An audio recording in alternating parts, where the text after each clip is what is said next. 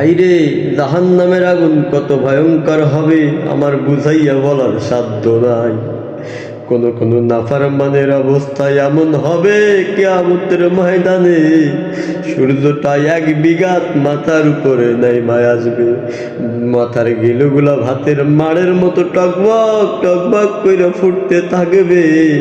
সেদিন কিন্তু আর বাঁচার আশা নাই, সেদিন কিন্তু বাঁচার উপায় থাকবে না। সময় থাকতে, জীবন থাকতে তুমি বুঝিয়া নাও। ভাইরে, তুমি কি দেখো না তোমার কত বন্ধু কবরে চইলা গেছে, তোমার কত ছোট ভাই কবরে চইলা গেছে।